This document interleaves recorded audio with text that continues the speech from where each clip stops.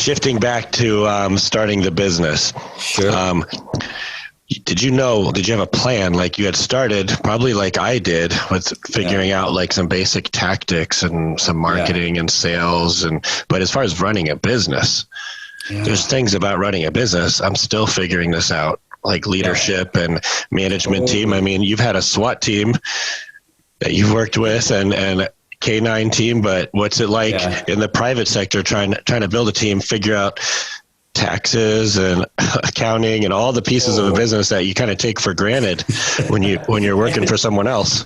I didn't know how to pay myself. I was so freaked out when I finally, the time came where it's like, hey, you're not being paid by the organization anymore. You got to pay yourself. I had no idea. Like I can write a check. I understand the process, but I'm like, how do the taxes go to the government? Who does that thing? It was just all, pretty intense time in my life. I remember feeling a lot of lack of sleep, but you raise an interesting point around leadership. I was fortunate, to be in a leadership role and I was promoted while I was on the job. But to be honest, everybody on my team was already A players. Like they were just like stone cold killers. Like these guys would walk into that room, didn't matter if they were working or on a day off. They were always looking for work. Something needed to be put away. Something needed to be cleaned. The toilets needed to be cleaned. Guns needed to be cleaned. Didn't matter.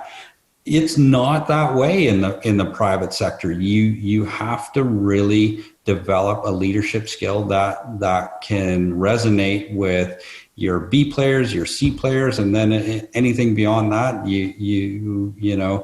hire slow and fire fast kind of thing. But all of these different aspects to it are just, man, it's been drinking through a fire hose for 5 years, almost 6 years now. Yeah, and it doesn't stop. No. But, I think I told you I was just at a mentorship program this last weekend with a business coach, Randy Davis. His podcast is up a few weeks back called The Bootstrap Billionaire.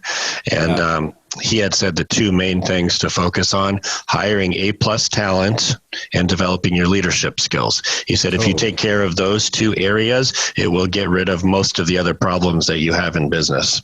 Yeah, I couldn't agree more. And I think that my role as a leader is to build leaders. And that's what I'm seeing. Like my daughter, for example, who's our project manager, she came in with a technical background, but green.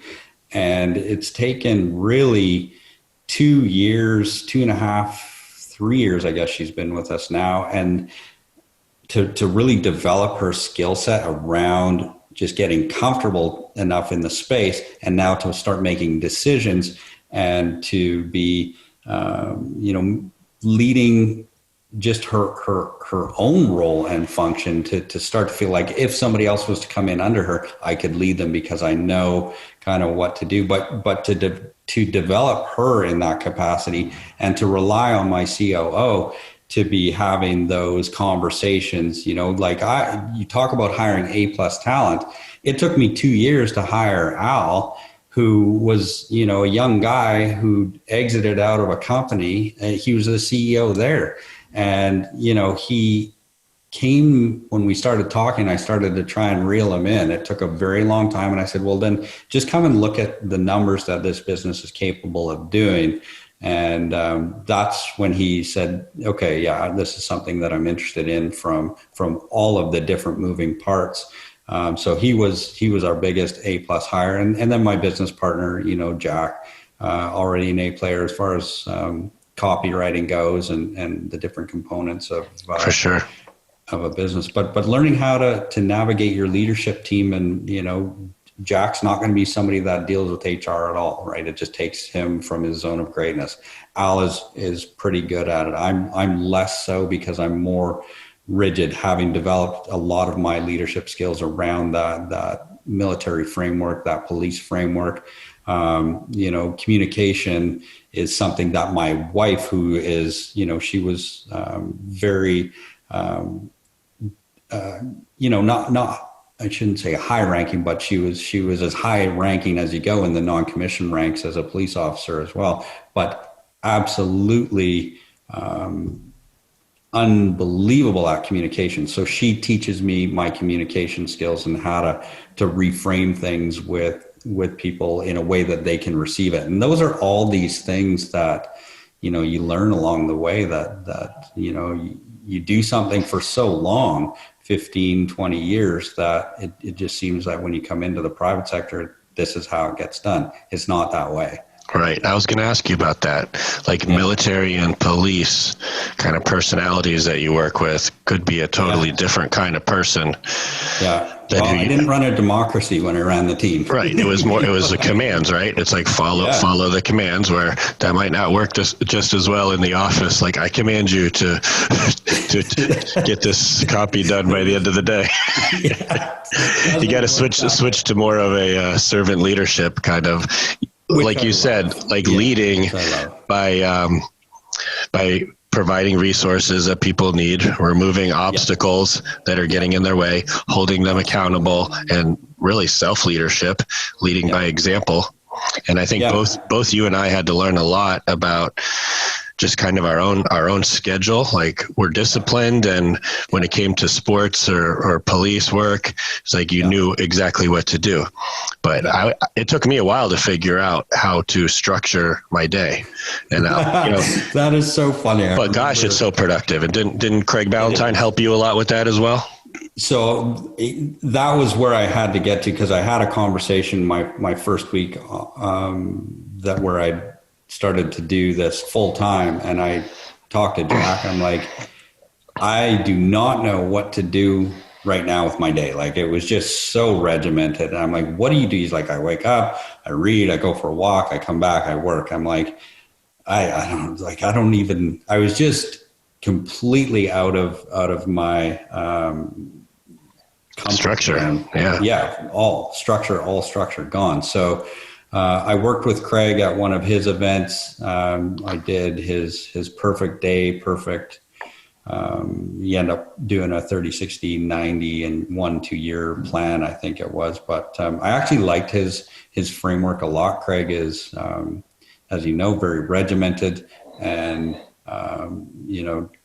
his tactics and strategies proved very successful. That's what actually got me back into a framework, a mindset of being productive within the goals that I had set and how to achieve them. And that was when we really started to get a lot more traction in the business. So focusing on your top priorities, eating those big frogs, not being busy with busy work. I mean, it's so easy to just have a million things going on, and at the end of the day, you're like, did any of this matter? That frustrates me on a very high level when I see people being busy for the sake of being busy. They just like to have spreadsheets open and a lot of conversation around things that move zero needles. And so, I just try to encourage people to be task focused. Maybe I would pull my daughter back a little bit because she's got too much of me in her. I think she keeps me like, here's what I need from you, boom, and if I don't have it by the end of the day, I still need this from you, boom, so it's I love it, but it's still amazing that you guys can work together and none of the family dynamic gets in the way or anything. Yeah, I don't, that's I would consider a gift, is that I don't take things personally, and I'm very upfront. You either have the skill or you don't, and no hard feelings. We'll find somebody. Yes, it's going to be hard, and our conversation sometimes is very frank, more so than it would be with somebody who is not my family member. But she has learned how to navigate my terseness, I would say, and I've learned to navigate her learning process, which was hard for me. As you know, this business changes rapidly and requires, there isn't a time to sit still. There's so much to learn every single day that it just changes sometimes month to month. We saw that with the pandemic, and that was business in general. It just, right. Everything shifted. But so, I mean, speaking of sitting still, did you ever have the opposite problem where so many ideas and wanting to make things perfect, where you wound up having paralysis by analysis, where just taking too long to implement things without having the speed of business that's needed, overthinking things? I think that was something that I was able to carry over from tactical. There is no perfect plan. There is no, I remember LA SWAT coming up, and the team leader at the time, Mike Westerdal, we were doing hostage rescue tactics, and he said, if your plan has about a 60% or better, that's your window. You've got to go, because you may not get it again. And that's real. People are there's lives on the line at that time. And so I've put stuff out, and people, you'll get that email, hey, there's a spelling error in your book. I don't care. I'll get it fixed. We'll do it. Let's just start testing. And so I'm sometimes probably a little bit too much the other way. I'm like, let's get it out there. We need information fast, and from a marketing standpoint, Brad Howard was one of the guys who said to me, in a very interesting barside chat, he put his arm around me. He just said, I don't care what you do, kid. You get information fast, test fast. So I've always held these little, that's where the gold nuggets are sometimes too. That's part of going to these events, and you might be sitting and listening to the speaker and taking notes, and that's all fine and dandy. But the real gold is later, when some guys had too many drinks and you still got your notebook going. Like, so Brad's never had too many drinks, has he? I doubt it. Yeah, we got that poster hanging behind me. That's our company core values that we fire and hire based on. And one of our company core values is decisiveness, which is just make fast, massive action. Yeah, it just is. It's game changing. I mean, you can sit on something. I know people who have missed, opportunities to be, I would argue, millionaires, because they just can't get a program written. Because it's ridiculous. And we know what's underlying that is fear. Full stop. They're scared. And so I remember my first program a long time ago, writing the Critical Bench program, and wondering to myself, like, what are the world record holding powerlifters of the world going to say about my bench press program? Like, who am I to be putting this out there? It's funny now, but it wasn't funny, when you're having that thought process. So if you're listening and you're out there and you've got something of value, it's actually selfish not to put it out there and help other people that could benefit from it. There are people who are going to align with your message and who will simply follow a program because they like you. The program is it going to work, to take everybody to 8% body fat? Nope. Does it take one guy there? Probably. But does it help people along the way? And does it get people, thinking about their health in a way that is beneficial for them? Absolutely. Mission accomplished, in my opinion. We're not creating superhumans every time we put a program out or put a supplement out, or we're getting people to think consciously about their health, transform their lives, feel better, so that flows down to the rest of their life, so they can go and volunteer at their church, so they can go volunteer at a daycare, so they can go out for a walk with their grandkids. That's what we're in the business of doing, making people's lives better, just in teeny tiny increments, Right, just encouraging other people to take some action. But you got to take action so they can take action.